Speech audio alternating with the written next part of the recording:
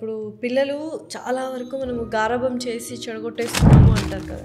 So నిజంగానే మీరు అన్నట్టు ఓవర్ ప్యాంపరింగ్ కాకుండా నార్మల్గా అంటే మన ప్రేమ కూడా ఎక్స్ప్రెస్ చేద్దాం, వాళ్ళకి ఏం కావాలంటే అది ఇవ్వచ్చు కదా అప్పుడప్పుడు. ఖచ్చితంగా నేను అదే చెప్తాను. ఇప్పుడు 10 థింగ్స్ వాళ్ళు అడిగారు అనుకోండి, 50 ఆన్ ద స్పాట్ చేయండి. అన్నీ నో చెప్తే మళ్ళీ స్ట్రెస్ ఫీల్ అవుతారు, ఫైట్ మోడ్కో ఫ్లైట్ మోడ్కో వెళ్తారు. ఓకే, టాంట్రమ్స్ చూపిస్తారు ఎక్కువ.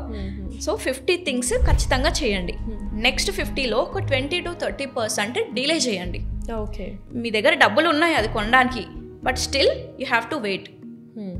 ఎందుకంటే కొనిచ్చిన తర్వాత దాని వాల్యూ తెలియాలి, ప్లస్ వాళ్ళకి పేషెన్స్ అనేటిది జనరేట్ చేయాలి. వాళ్ళకి పేషెన్స్ అనేటివి దాని వాల్యూ తెలియాలి. 20 to 30% డిలే చేయండి. మేబీ 1 వీక్ చేస్తారా, 1 మంత్ చేస్తారా, డిపెండ్స్ ఆన్ ది డిమాండ్. ఇంకో 20% ఉంటుంది కదా, దానికి టోటలీ నో చెప్పాలి.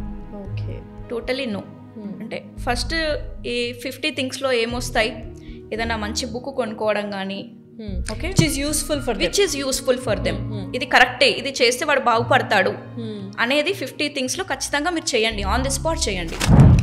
నెక్స్ట్ 20 to 30% ఏముంటాయి, లైక్ జంక్ ఫుడ్స్, అంటే మీరు షుగరీ ఐటమ్స్ అన్నారు. ఓకే, రేర్ కేసెస్లో ఇది ఓకే ఇవ్వడం,